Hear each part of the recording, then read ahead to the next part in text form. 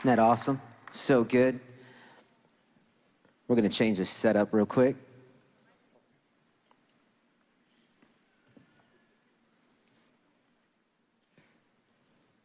Everybody still okay?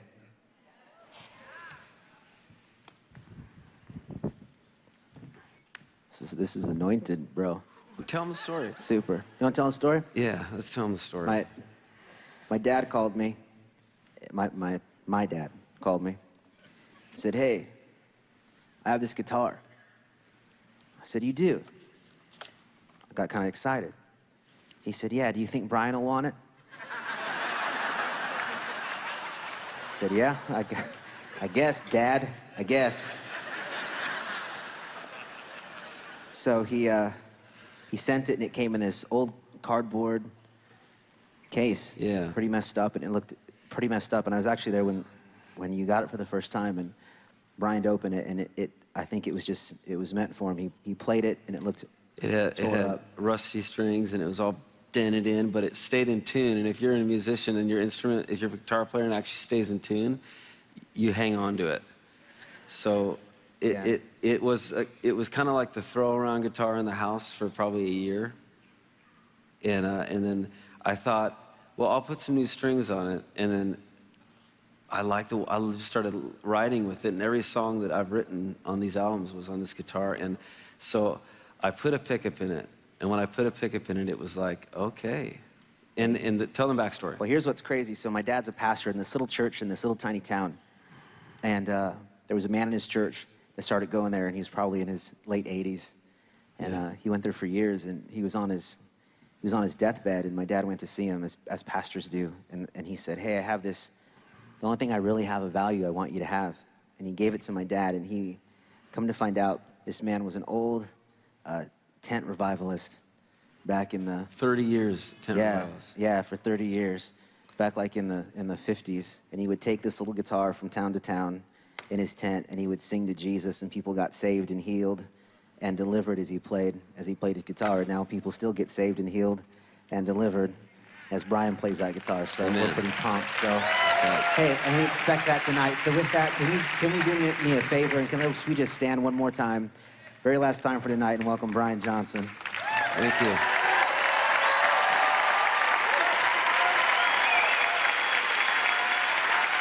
Thank you.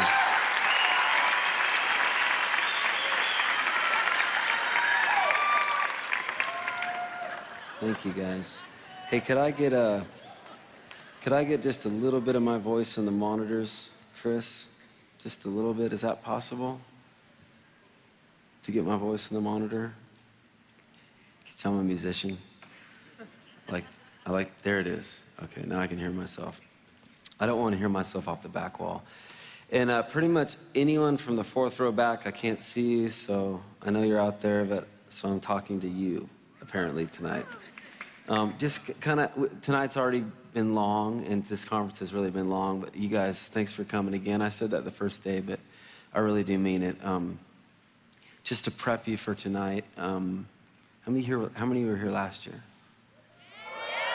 Okay, so a good amount of you. How many weren't here last year? Okay, so that's good. I think more of you weren't here. That's cool. I'll probably cry a bunch tonight.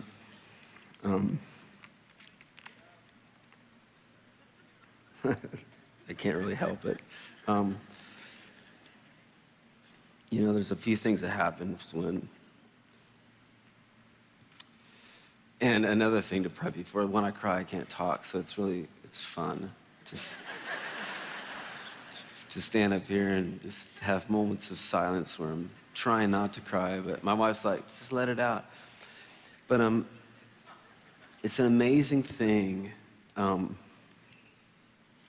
Eventually in life, we all either hit a wall or run straight into God, And I wish that on everyone.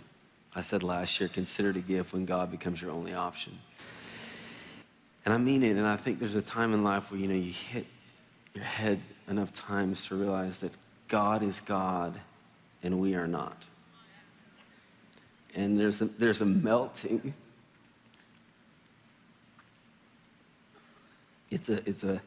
I call it a surrender. And there's a beautiful thing that happens. It's like a potter, forming clay. When you allow God to start to form you, and when he says in the word, he will turn your weakness into a strength. He means it. He'll turn that thing that irks you, that thing that you feel insecure about. He'll turn all those things, those fears, inabilities, he'll turn that into a mighty strength for his glory. And, I told my testimony last year, but I'm like Jerry. I was raised in the church, and I've seen God move in so many different ways. And I've been a Christian my whole life. But I've had certain moments in my life where just the moving of God was so tangible and so real.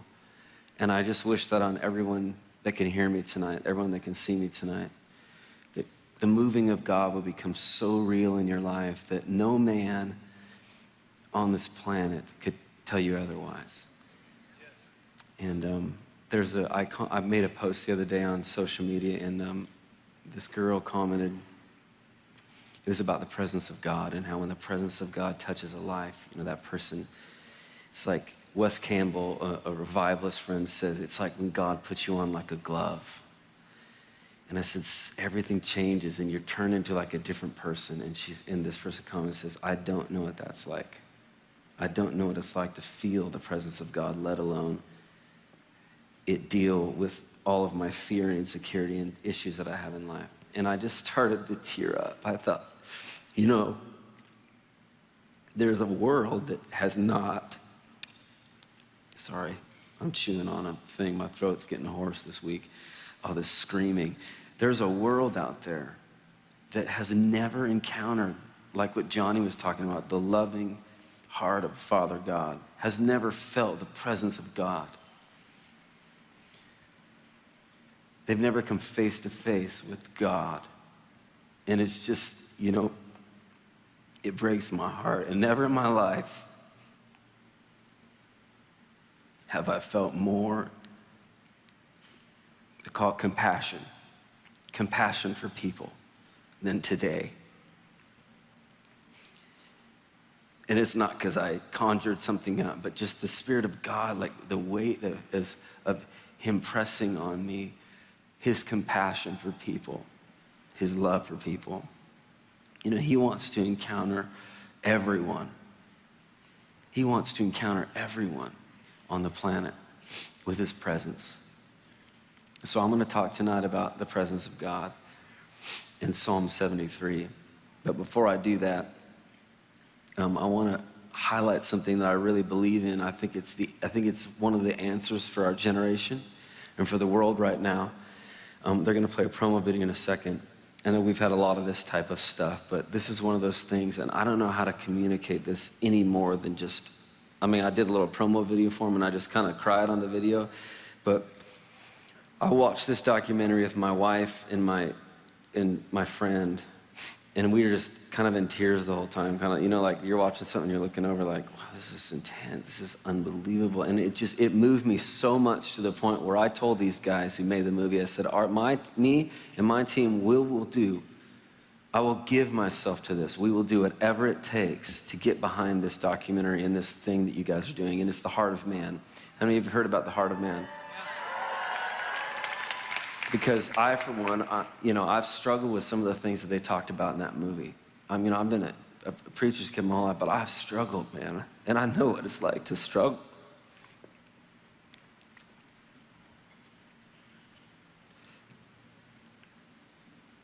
But I also know what it's like to feel the grace of God come in a room and change me from the inside out.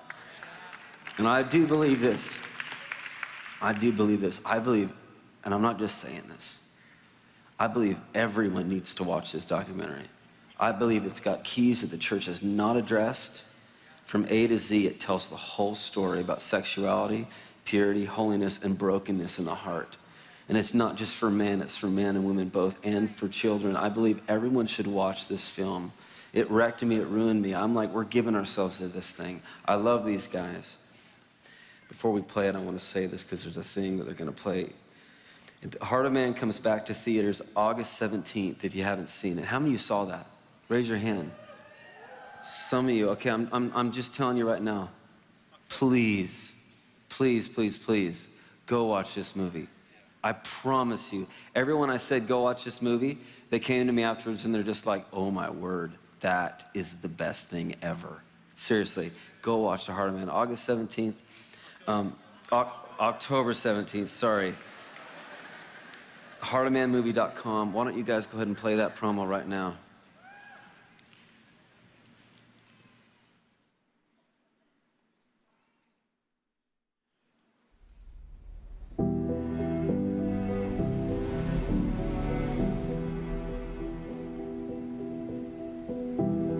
Secrets have been killing me my whole life. I always felt that God was mildly disgusted with me. Every man, every woman struggles with lust. Lust is desire gone mad. There is nothing that rips the fabric of the human soul apart quite like sexual abuse. I didn't know that what happened to me was wrong, that it affected me so deeply. And what's the trajectory of shame over a lifetime? A lifetime.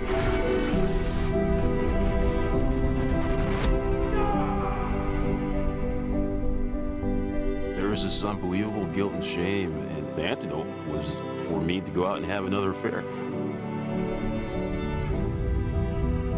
This became my place of escape, but now I was an adulterer. I had broken the vows that I had made to her and I'd made to God. You're bad, and when you're bad, God doesn't love you. He doesn't want to have anything to do with you. My pain, my unsettledness, and my woundedness had disqualified me from any kind of relationship with God. Because of our inability to live up to his expectations. It is not true. When I choose to run from him into the darkness, God is with me in my shame. One thing that would surprise us that God would say, I'm not ashamed of you. The one who knows us best loves us just as we are, and when we can really accept that, then it frees us to truly love one another. It wasn't about us fixing our marriage. It was knowing that Christ could make it new. That's how Christ is. We don't want him. He still pursues us. It took her and I 11 years to heal. It was all worth it. God, I am your beloved. This is who you say I am.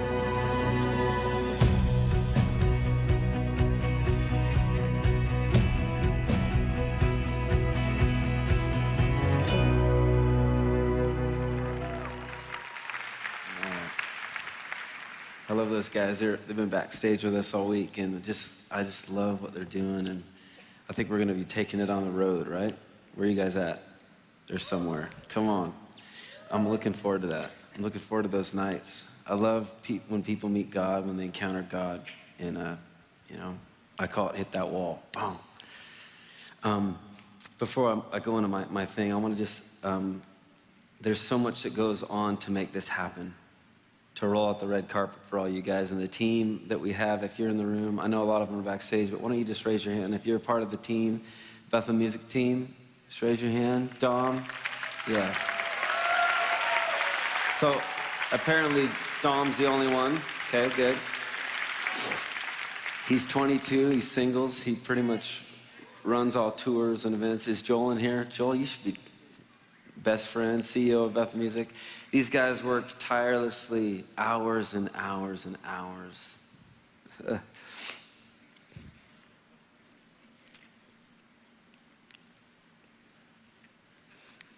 How's that?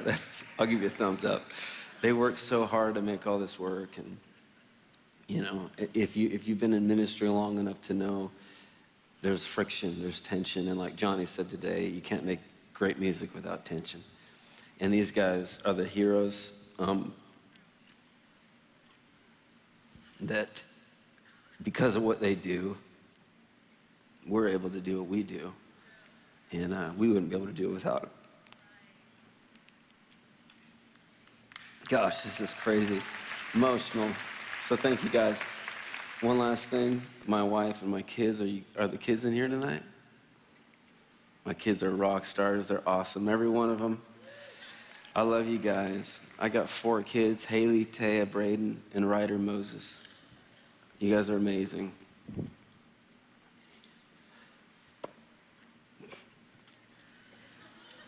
Gosh, well, we'd give it all up for you guys. We'd stop for you guys.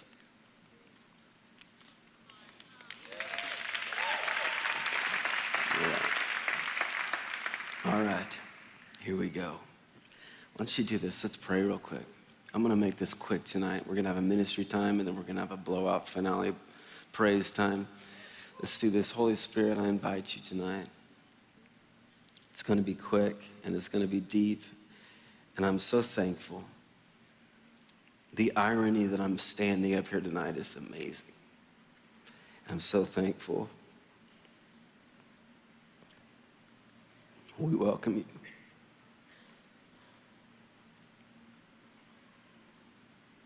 I pray you move in hearts tonight, Lord. Move in hearts in such a deep, powerful way. I don't care if I say things smooth or professional, but what I do want tonight is that you move in people's hearts tonight, Lord, that have never experienced what it is to know that you completely love them and are satisfied with them. And in turn, it would transform lives tonight from the inside out. Amen. Jeremy Riddle, he's been leading worship here. He posted this today, actually, and I snapshot it and I wrote it out because I really, really liked it, and I believe in this so much. It's a quote from Charles Spurgeon. It goes like this. It says, "One night alone in prayer might make us new men, changed from poverty of soul to spiritual wealth, from trembling to triumphing." I'm going to read it again. One night alone in prayer, and yes, I have holes in my armpit. Just I knew it was there, just so you know. One night alone in prayer might make us new men, changed from poverty of soul to spiritual wealth, from trembling to triumphing. Charles Spurgeon said that. And I believe in those moments with God when God invades our normalcy, the normal, the brokenness, whatever it is in your life. And in that moment, he can completely transform your life. I believe in that. Not to say that years of counseling are wrong, but I do believe in the transforming power of the presence of God, and I want to talk about that tonight. There isn't a self-help book, person, or activity that can replace the presence of God in your life. Nothing gets you through the storms like his overshadowing presence. When I was 18 years old, we had just moved from Weaverville, which is 3,500 people, a small mountain town. We're country people. Don't let these skinny jeans and YSL boots fool you. When I get home, it's going to be Carhartt and my Ford truck, and they might have a picture here. Why don't you put that picture up, just for fun? Yeah. So I'm in a 1972 Ford truck that smells like gas all the time inside. You know those kind? And I've got this, I have goats, yes. People ask me what I have goats. They're lawnmowers, and they're just kind of fun. They're just the weirdest animals ever. And apparently, this one wanted to be in the cab with me when I was driving, so my friend took this shot. But yeah, that's what I'll change into when I get home. Anyways, when I was 18, we grew up in Weaverville, moved to Redding, and when you turn 18, it's like freedom. And so I decided to go with my brother Eric, and he's sitting down here, to go get my first tattoo. How many have tattoos in here tonight? Apparently, some people think they're wrong. I was like this. I didn't know they were wrong until I posted on Instagram and then found out they're totally wrong. I didn't really know that. Like 400 comments later, I didn't even know what I did.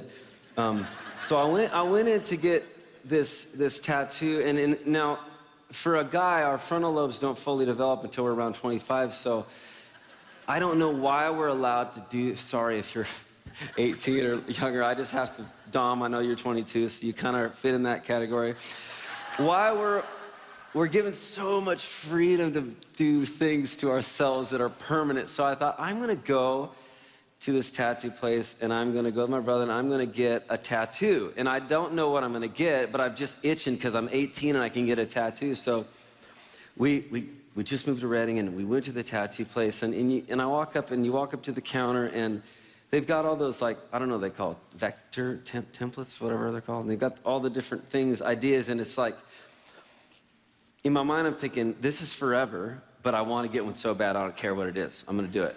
So I picked the best tattoo that I could see, and we actually got kind of matching tattoos. And so I picked a 1.5-inch cross, right? I'm a Christian, cross. And it had like, it wasn't like straight, it kind of had a little design cross. And then that wasn't enough, so I thought, I'm gonna put fire on the cross. And mind you, it's this big, you know, you can barely see it, but it felt so. And then I thought, there's a ribbon, I'm gonna put a ribbon around it, and the ribbon was purple, of course, so black cross, and then flames, and then this purple ribbon. But I did one thing right that day. I put a verse, a scripture reference on that ribbon that day, and it's Psalm 73. And that's what I'm going to talk about tonight, Psalm 73. And I believe in this chapter is the key for everything, because it talks about the presence of God. And so I'm going to read through it a bit here and tell some stories in between. So here we go. Verse 1. This is Asaph, one of the musicians, just opening up his heart before God. And I love this.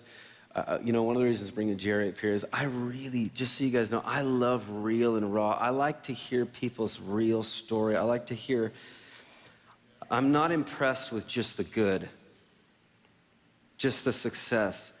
I'm impressed with all of it. I'm impressed with the struggle. I'm impressed with what it took to get there. See, a lot of you don't know what it took for me to get to this podium. A lot of you don't know my dad took a D- in college in English because he was feared getting in front of people. You don't know that. A lot of people don't know from point A to Z what it took. That is what I eat for breakfast. I love hearing what people have to go through to get to where they're at. I love that more than anything. And this is Asaph in this chapter. He's literally just, some of us need to do this. We just need to open up our souls before God. And it doesn't mean to puke on everyone around you. A lot of times we're processing with people. We need to be processing with God. You need to get alone with God, shut your door, and you need to let it fly. Because the second you become real with God, He will reveal you to the people around you. Your true self, who you truly are.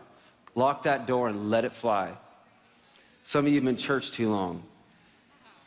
And the kind of church I'm talking about is that squeaky clean, and I love it, but shut your door for the love, please, and tell God how you really feel.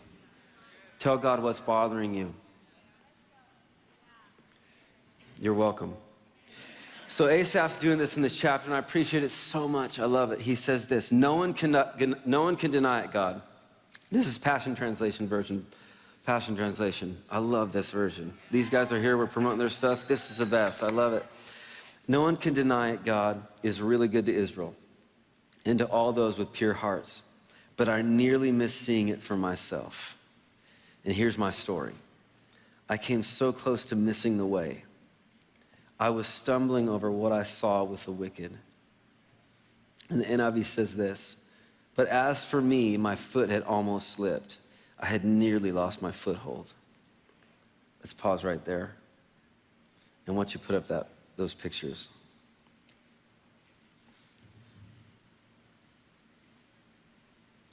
Okay, now I told you we were from the mountains, so we go backpacking every year since I was a kid. And this is a picture of me and one of my best friends, Jason, and my son, Braden. And we're up at a lake called East Boulder, and we go every year. We love backpacking. Why don't you go to the next one? This is my son out on a log fishing. I'm dreaming of this right now. Send me there again, Lord. Next picture. This lake, though. Okay, we can do that. And we do fun things up there, like break logs against trees and manly stuff. This is so... Jacob, he's probably here. What an animal.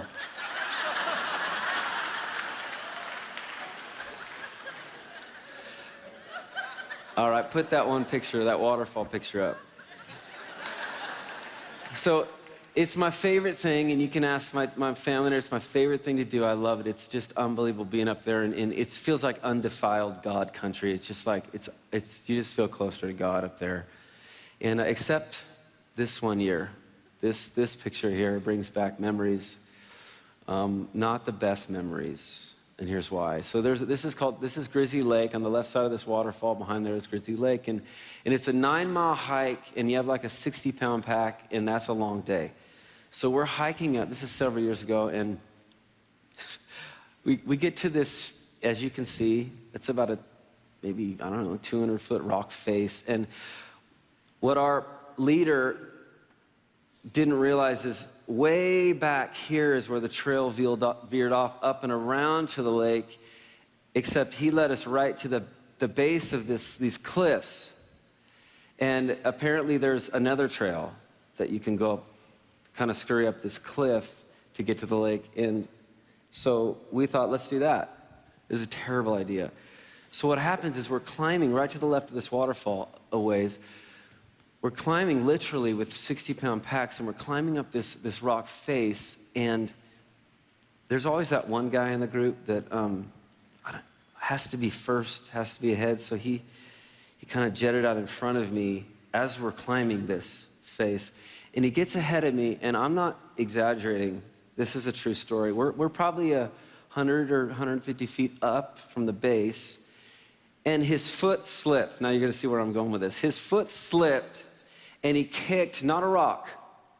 Now every year I think of this, the rock gets bigger. So maybe the rock was like that, but I'm gonna say tonight, the rock was like this big.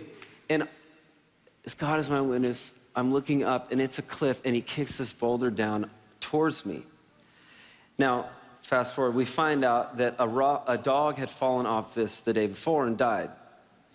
So this is real, and this boulder's coming at me, and I have one option: to jump to my left, and I have about a 6-inch thing here to grab on. Mind you, I have a 60-pound pack, and we've been hiking for 9 miles, and grab this rock face. Meanwhile, there's 150 feet down below me, and so that's my only option. And so I do it, and I grab the rock face, and this boulder comes past me, and I was sick to my stomach, and we got up to the lake, and I said, screw this, I'm going home. So I went home.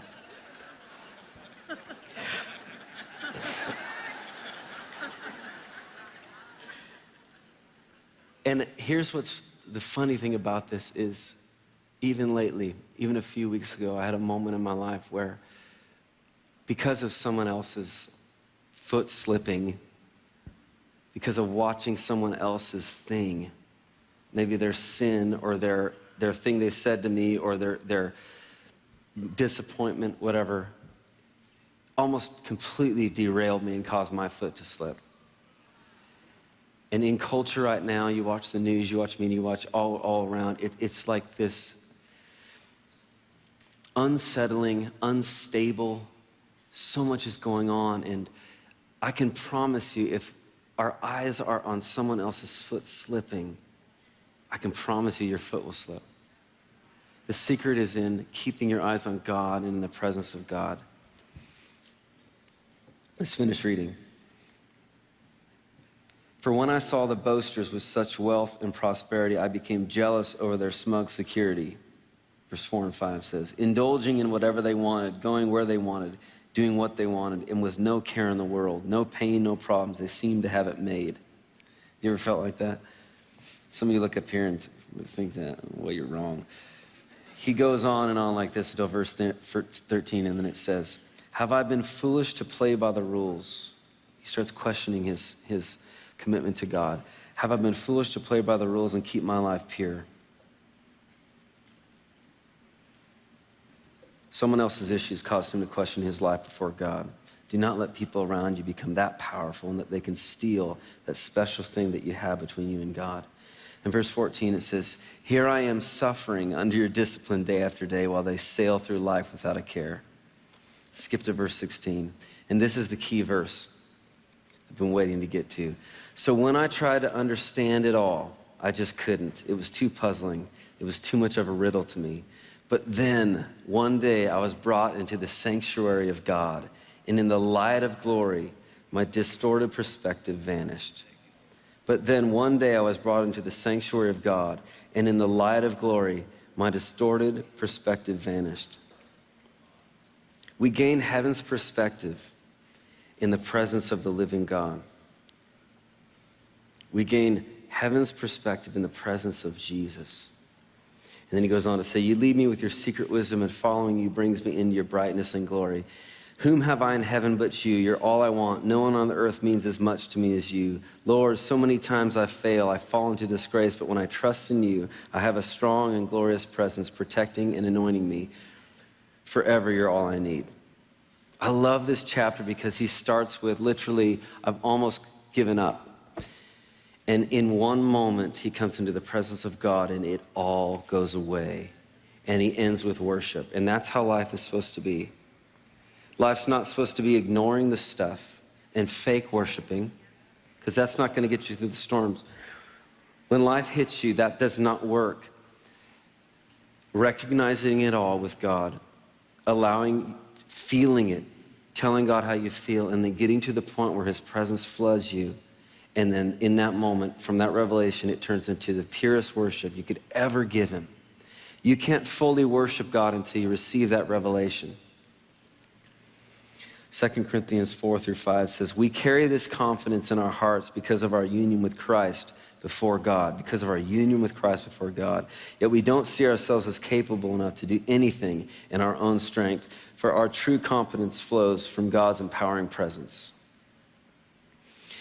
Years ago at church, there was a lady that would come and she'd sit in the back of the church, and it was awesome. And we have our church, I would say, if you've been to Bethel, it's pretty free, you know, like people with flags and worship and all this stuff, you know. And this lady comes in the back and she's got an umbrella in her hand. And on the top of both of her shoes, she duct taped, and she wrote on the duct tape, poo-poo on voodoo. And no one stopped her. She just came in, and during worship, she had her umbrella up and her shoes, and just sat there week after week in the presence of God. Week after week in the presence of God. And what happened was this: no one talked to her, no one prayed for nothing, just standing there. And slowly but surely, she got rid of her umbrella. And then it went to her, just her hand up, the whole worship service. And you can watch this progression with her. And Carl was hitting on it last night about that guy that he bought the beer for. And just such an amazing story about what happens, the transformation that happens in people's life when they're in the presence of God. So she's standing over there, hand up the whole service now. No umbrella, and then eventually she'd come and she'd had the poop on voodoo on her shoes, but her arms were, down. And then eventually poop on voodoo left. And God did such a powerful work in her life. Just simply being in the presence of God. See, we try to put words to the presence. We try to put words to what it is to be a Christian. We try all these things, and a lot of times we're just, I don't know about you, it's like we're just digging the hole deeper. Digging the hole deeper. If you want to change the world for God, you've got to get a hold of the God who created the world. When you get a hold of the God who created the world and have an encounter with him, it's not as much about what you do or the words that come out. It's about the presence. I remember playing worship music on the streets. We used to do street ministry, and I just, some of you know my story. As a kid, I was really, really tormented. My dad taught me about the power of praise, and we'd go out on the streets, and I'd just say, we're not gonna witness to people. I feel like people have heard enough about how to get right with God, but if you try to tell a drug addict how to get right with God,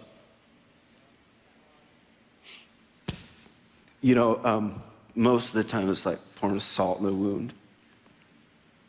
But if a drug addict can feel and encounter the presence of God,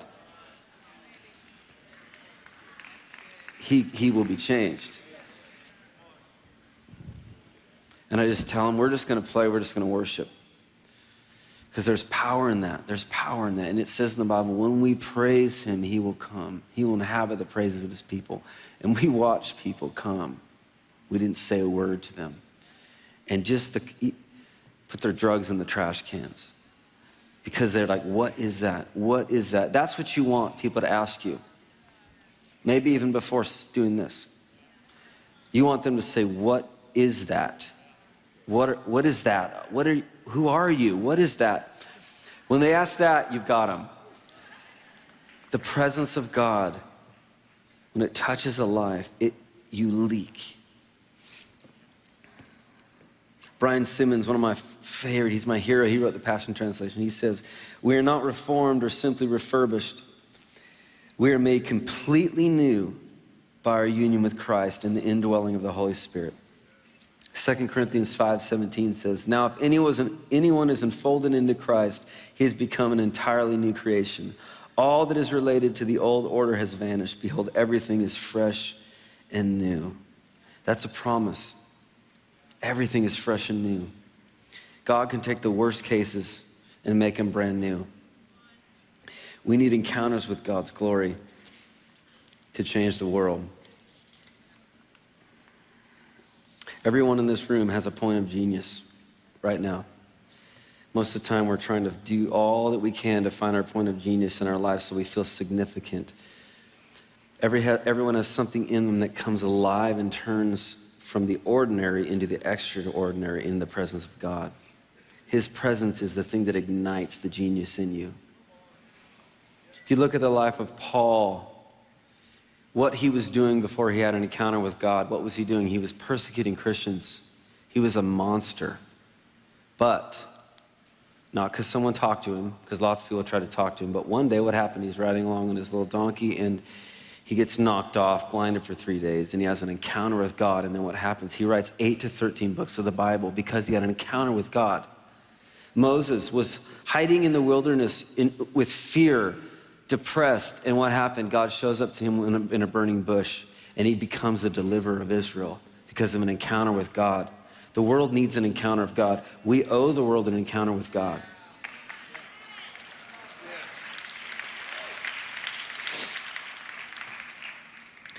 You guys heard of the guy named Charles Finney?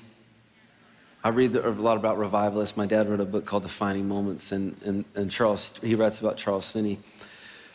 Charles Finney had an encounter with God and said this, I'm so happy that I cannot live. I've never said that before.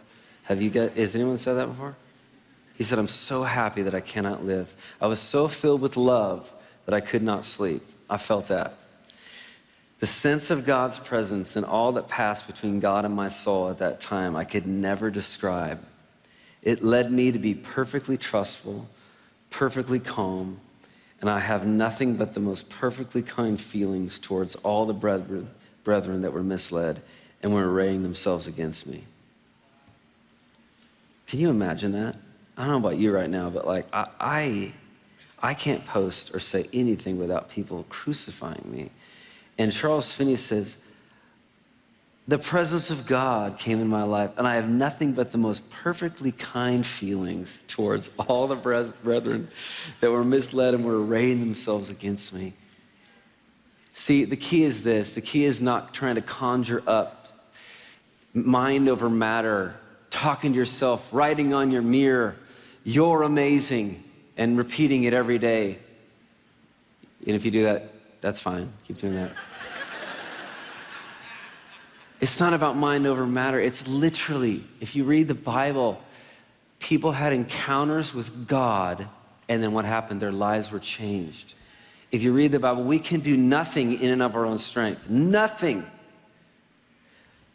But when the presence of God lights us up, we literally can change the world. John G. Lake, from his time with God, said, I believe I was the hungriest man for God that ever lived.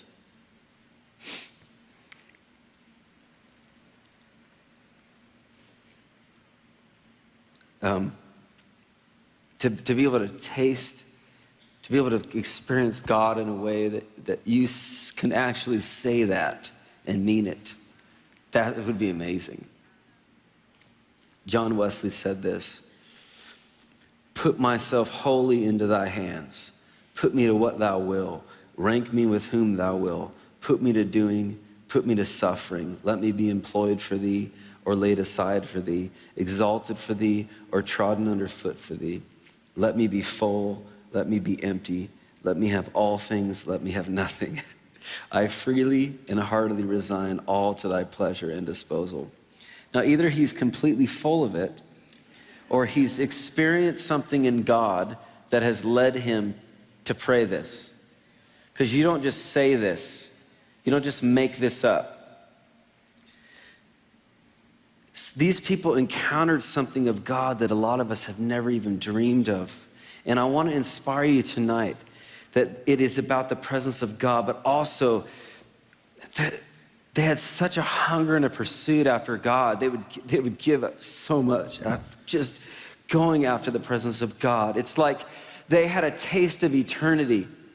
They lived from eternity to now. They had a taste of, like Jesus, he endured the cross and all the shame because of the joy that was set before him, because of us, because of eternity, because of that fellowship together in communion, because of the joy he could endure everything. John Wesley said this because he tasted something of God that others had not tasted. Smith Wigglesworth is my favorite. He lived a life of miracles and great victory. He died still believing. And here's the reason he was able to withstand it all and walk in the power of God. This man actually kicked people, not in anger, but he kicked people that had diseases and they got healed. Now that's crazy. You don't do that unless you got some sort of connect with God that's different, to where you know God's telling you to do that. This man was, in the beginning of his ministry, it says he was grumpy and short-fused. And day after day of pursuing and being in the presence of God, it all changed. Let me read this. This is a story about Smith Wigglesworth, and this is my favorite one. I love this. I cry every time I read it. The room became holy. The power of God began to feel like a heavy weight. With set chin and a definite decision not to budge, the only other one now left in the room hung on and on until the pressure became too great and he could stay no longer. And with the floodgate of the soul pouring out a stream of tears, and with uncontrollable sobbing, he had to get out or die. And a man who knew God as few do was left alone, immersed in an atmosphere that few men would breathe in. I just think that's amazing. I want to know God like that. I want to know God where when I spend time with God, like Peter, and he walked down the street and just the shadow of Peter healed people. It says in the Bible that greater things, we will see greater things than those. Greater things than Jesus walked in. Now that's crazy, but it says that in the Bible. The source of our transformation comes from Christ's glory, and the destination we are brought to is more glory. The transformation glory is the result of gazing upon the beauty and splendor of Jesus Christ. And the word presence in the Bible isn't presence, actually. It means face to face. Johnny talked about it today when God made man, he was face to face with the dust. Some of us need to become face to face with God again and quit trying to figure things out. Quit processing with people. It's like boxing at the wind. Quit trying to figure everything out with social stuff, with all that's going on. It's so confusing, it's complicated, it's so sad. But there is an answer, and it's found in the presence of God. There is hope, it's found in the presence of God. My dad says he is in you for your sake and on you for others. He's in you for your sake and on you for others. There's something that happens when you encounter God. You will leak. It's how it works. If you want to change the world for God, you must come in contact with God. You will not be able to stand in the way of someone who has had an encounter with God. People become fearless when they know God is on their side. When you know who you are, that is when you become dangerous. And this happens when you touch the divine. I want to encourage you tonight, and I'm almost done. We should never outgrow our simple devotion to Jesus. A lot of times we read these stories and we watch like someone like Carl or my dad or just someone preach and do their thing, or the worship leaders lead, and we get inspired, but along with being inspired, there's something that can kind of come in that's not good. It's comparison. And we think, man, if I read more, if I practiced more, if I got cooler clothes, if I did all these things, I could be like that. And so our devotional time with God is unto something else. It's like we spend time with God, but in the back of our mind, it's so we can have a ministry or so that we can,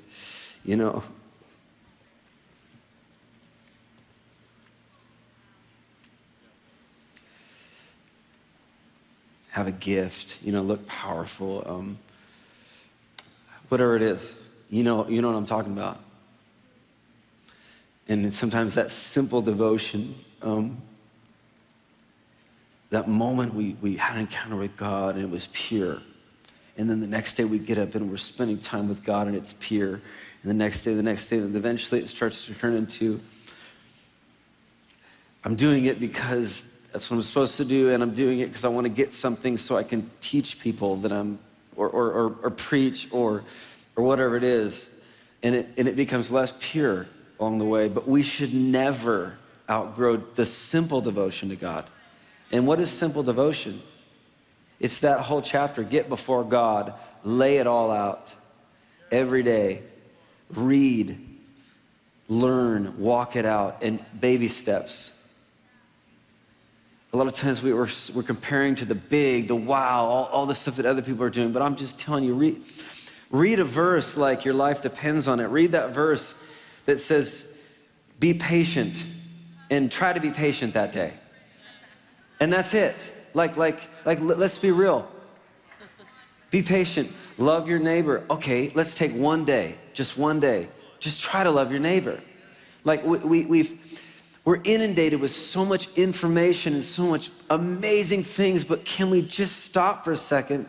When I had that nervous breakdown, everything changed in my life. When I started reading the Bible, again, it was like I would read each word really, really slow. And then I would read it again and just like, Lord, I just need this to sink in, because C.S. Lewis says, a man who gives himself to one book versus 1,000 in his lifetime will end up ahead, basically, on top, because he'll get more out of it. Slow down your relationship with God. It's not a race against others.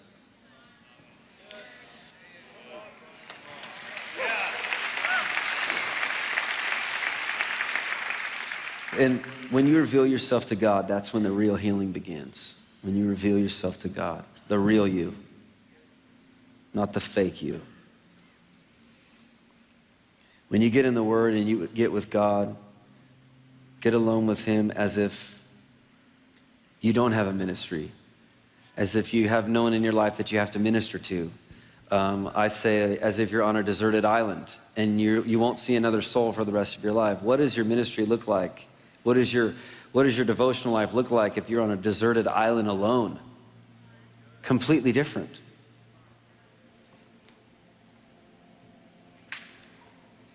This thing started happening when I just committed. I quit work. When I had that whole thing happen, and I started just reading the Word and worship music 24 hours a day, just so I could, honestly, it wasn't because I was spiritual. It was just so I could stay sane. But this thing started happening where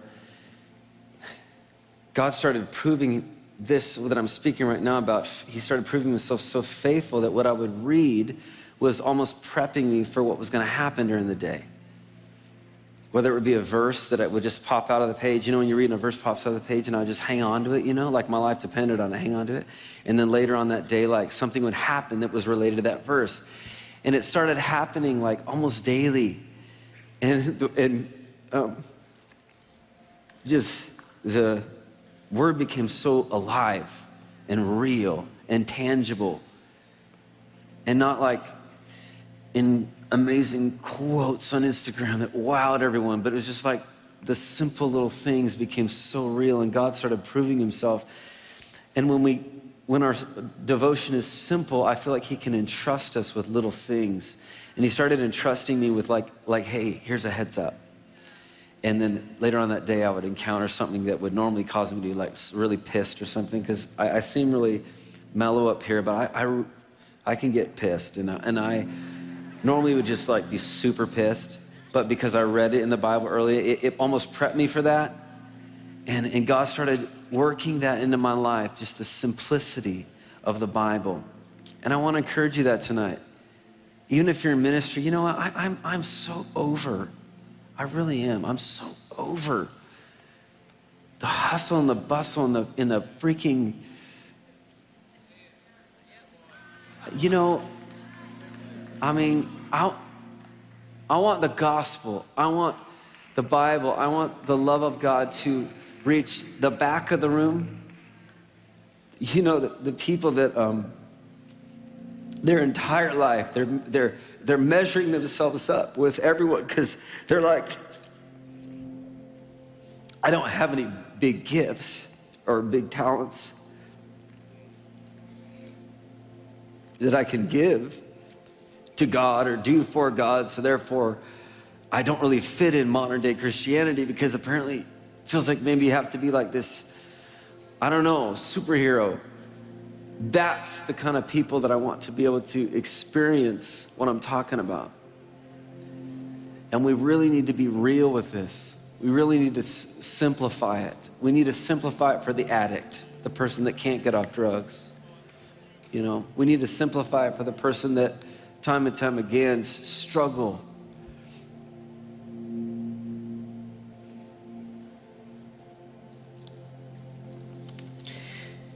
It's not in the act of reading or praying, but rather in the surrendering.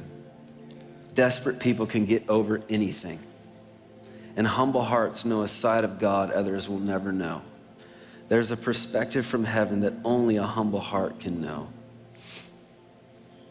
Steph and Amanda have a lyric that they said, I overheard them talking, I think, or something, and it just stuck out to me, and I just love this lyric, and I think some of you are in here tonight that maybe feel this. For some of you, just getting up in the morning and going to work is winning, and you're awesome. Get up and go to work, you're amazing. Don't measure yourself up to, you know, my great exploit or someone else's great exploit. Just holding it together. The other day I was talking to this guy and he was just really going through it, and I just said, stay alive. You know what for you right now winning is? You know what God's looking at right now? Don't think about comparing yourself to someone else. I said, you need to stay alive right now. That's winning. They said this is the lyric. It said, sometimes my very best is only my weakest yes. When Moses was in the wilderness, I can guarantee that's exactly how he felt.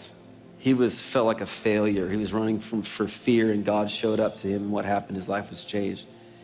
It's not about all you can conjure up. It's not about all you can do. It's not about anything, but getting a hold of God and opening yourselves up and saying, God, I'm here. Here I am. Meet me. We need to become a people of his presence.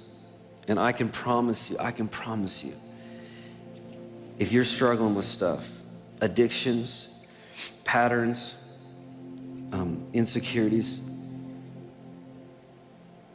immerse yourself in the word. Immerse yourself in worship music.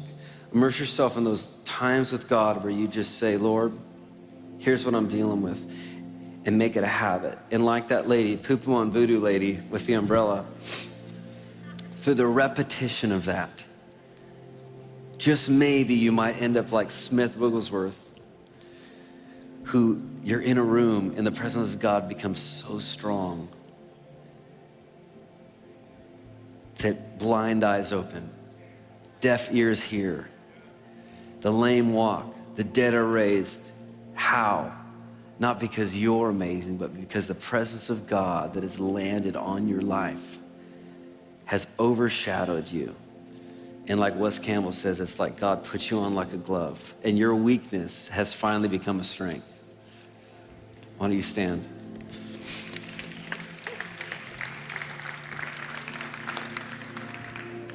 Man, I got a band behind me and everything. Let's just do this tonight. Just real simple. No bells and whistles.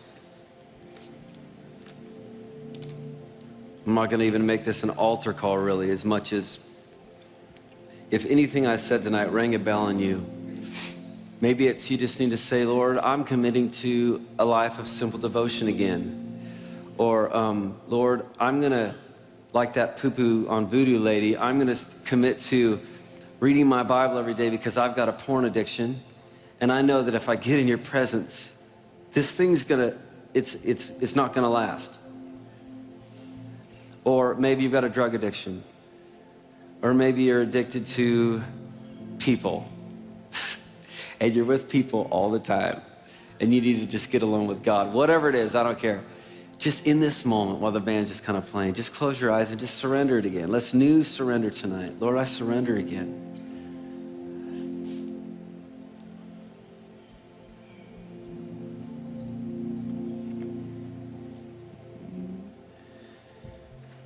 You're all I want.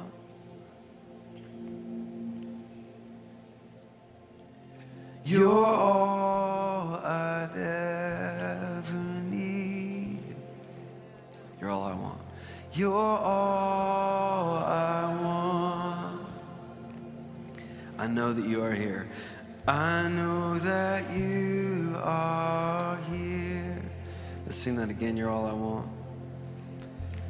You're all I want. Nothing in the world matters right now. You're all I've ever needed. You're all I want. I know that you are here. I know that you. Let's sing it again. You're all I want. You're all I want. I want us to get lost in worship, just an audience of one. Make it pure.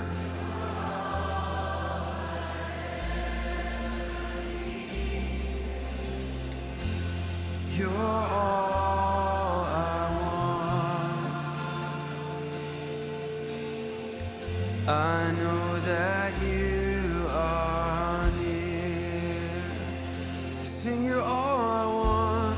You're all I want. You're all I've ever need. Lord, break off addiction tonight. As your people sing, Lord, we sing ourselves into freedom tonight. Break off anxiety tonight, Lord, as we sing, you're all I want. You're all I want. Lord, let our worship be pure again. You're all I ever need. Yeah, you're all I want. You're all. I'll sing it again.